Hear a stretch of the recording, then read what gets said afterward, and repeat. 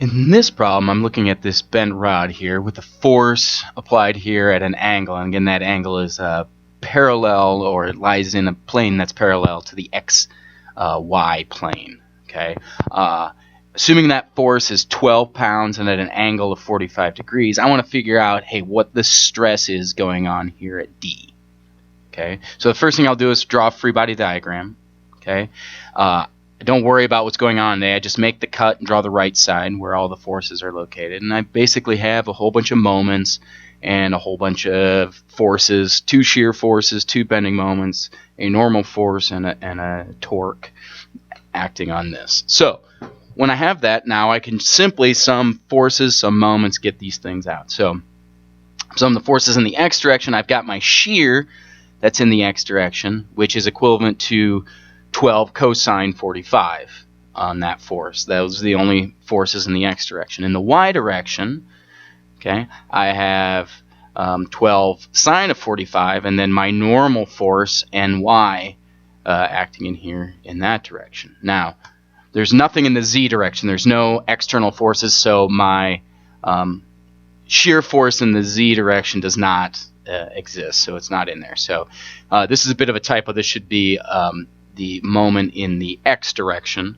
Okay, so this is the bending moment about this x-axis, which if I pull on the end of this rod like this, it's going to cause it to try to bend up and around the x-axis, which is what I have there. So that's where the 3 times the 12 sine of 45 comes from. 3 being this vertical distance times that, causing a moment about the x-axis. Okay, so I have a moment to resist that, an internal moment, given right here. Okay, about the y-axis, this is my torque around my y-axis, and I get that twisting because of the 12 cosine 45 causing this thing to rotate around the y-axis, and that's also 3 times 12 cosine.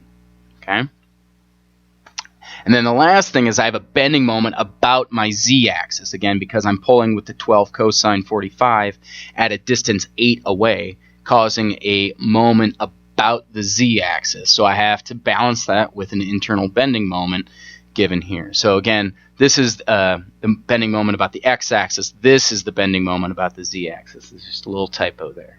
Okay, so I've got all of my internal loads now. Now I'm going to deal with some of the constants. So the area is just pi r squared.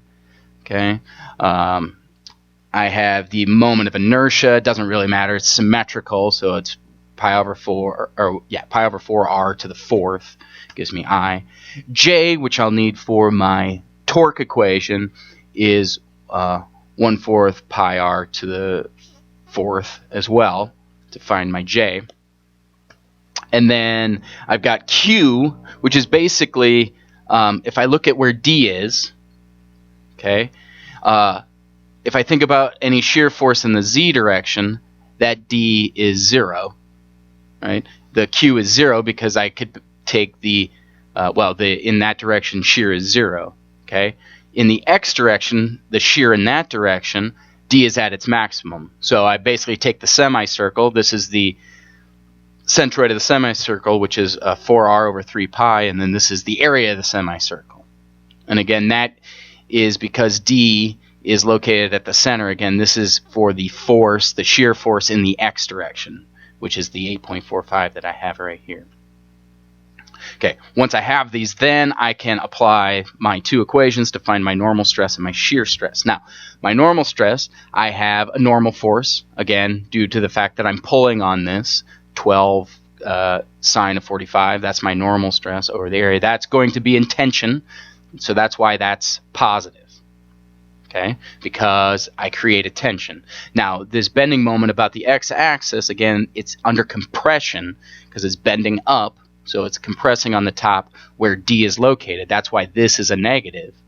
And I take it times, the bending moment about the x-axis, which is the 25.45 here. And then that's C, and that's I. So I find my normal stress, which is in compression, negative 126 psi. my shear, I have both VQ over IT and TC over J. So the V, again, is the shear force in the X direction. Any shear force in the Z direction, which A doesn't exist, and B, even if it did, would be 0 because D would be at the top edge of that. Okay, but in the X direction, my V is 8.45. Q, again, is that semicircle. Did that. I, we've calculated. T is basically the diameter. So that's what I have there. Okay, so again, that force on the back side of this guy is heading in the positive X direction. Opposite. It's counterbalancing this force, which is in the negative X direction. Now, I'm also creating a torque this way. So in the balance, I have to go back this way. And at D, that torque is heading in the negative X direction. Again, that has to balance this force here, which is creating it going about the y-axis. The balance has to be at the top at D, going in the negative X direction. So that's where that negative comes from. Again, I calculated the torque already. C is the radius. J I found. So I get my torque of negative 57.2, which again is in the negative on the back side of the cut. So if I do that again on the back side of that cut, the shear is going this way. On the front side, shear is going that way, and then I've got the complementary aspect. So that's how that that tau is shown. And then the normal stress, again, it's a compression, so I draw that going in like that. So that's how the state of stress is occurring at point D. So again, you just figure out your internal loads and apply all of your stress equations, summing them together using the appropriate signs to figure things out.